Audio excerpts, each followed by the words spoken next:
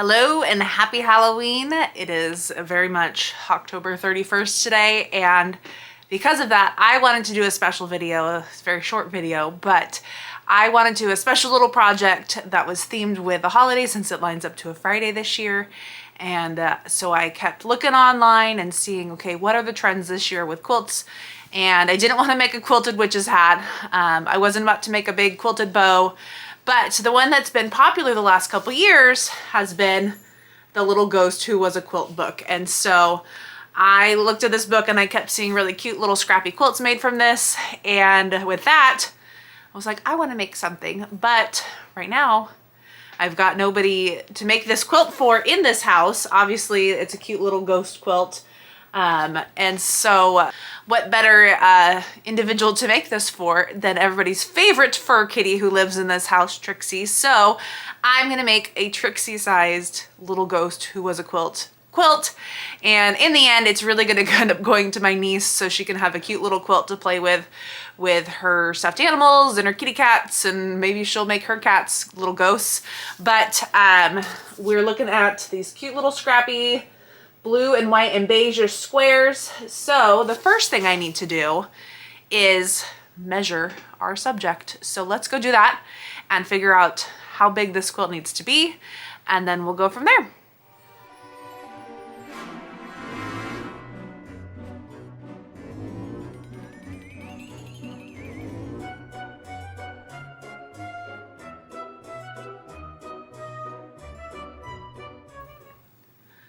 So after a little distraction, because she loves to play with tape measures, as you could tell, I measured her to be roughly 18 by 24. So I think what I want to do is make this quilt 24 by 36-ish.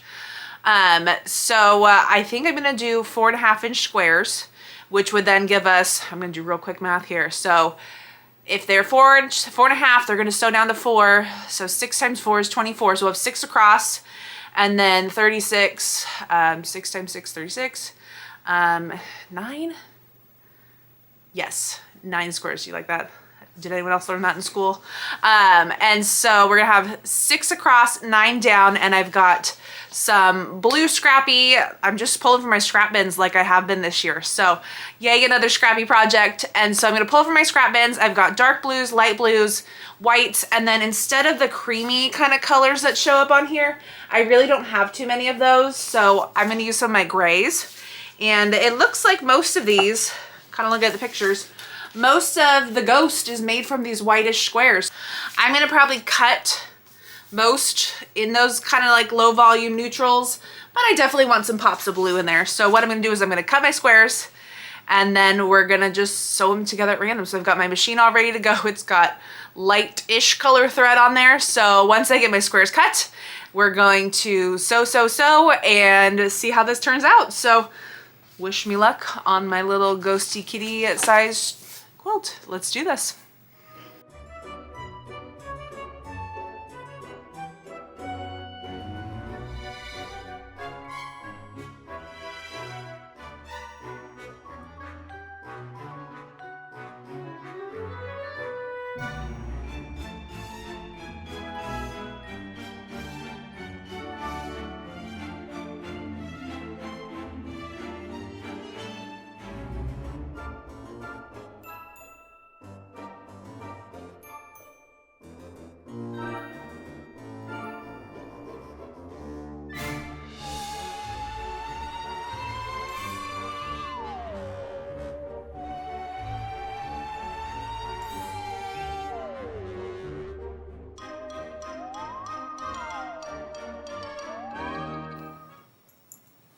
So here we've got our squares. Trixie is behind me, deciding not to be helpful.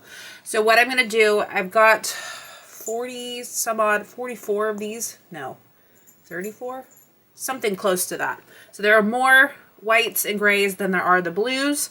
So what I'm gonna do is I'm going to just pick one, sew them together. Pick one until I run out, and then I'll start pairing these together. So we'll kind of get that mishmash, scrappy little look. Oh, is she coming now? Come in to give your opinion? Oh, and just walking on by. Okay, so that's what's gonna happen. I'm just gonna start sewing until I have 6 across. Hey, stop chewing on stuff. And then go ahead and stop chewing on stuff. Hey, you're being naughty. And then we'll have 6 rows across, 9 rows down, and I've got my scraps out still in the effect that they need a little more of something. And here's this naughty little ghost to be. Hey, stop chewing on stuff. Yeah, you. Gosh. She's cute, but she's spicy. And you all know that.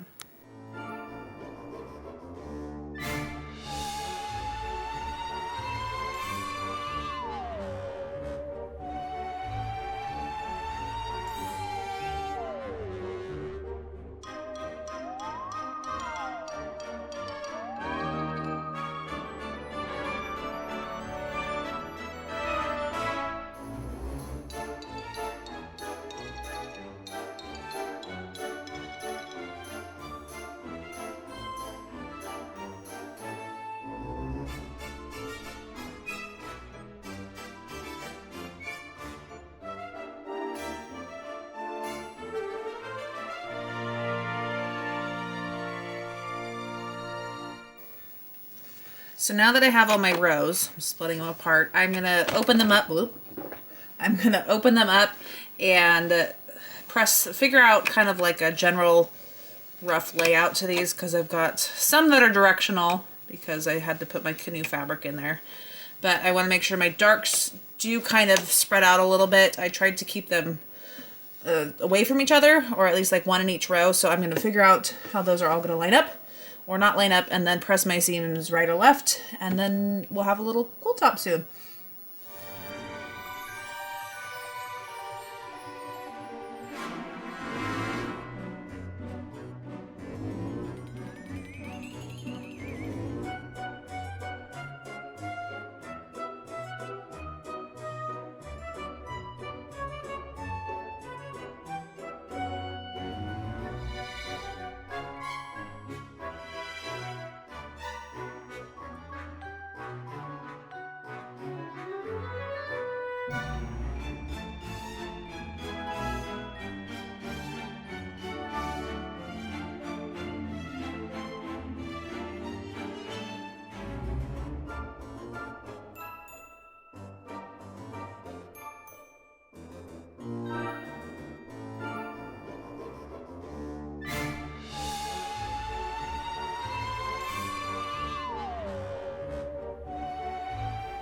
So here we have our cute little quilty ghost quilt top.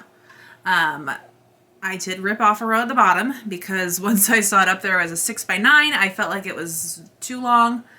I kind of think it should be 7x8, but at this point, I don't care. It's good. So what I'm going to do is I'm going to pull from my stash, as usual, a piece of backing. I'll probably something blue because I have a couple different things. And we'll go outside and spray baste it because this will be quick to quilt on my Janome with my walking foot. I'm just going to do straight lines and across, just a simple little grid, and then bind it with something probably also blue because I have that stripy blue that I like a lot. But then this is going to be done. So let's go ahead and find I need to find my spray basting. I think I know where it is, but hopefully I know where it is.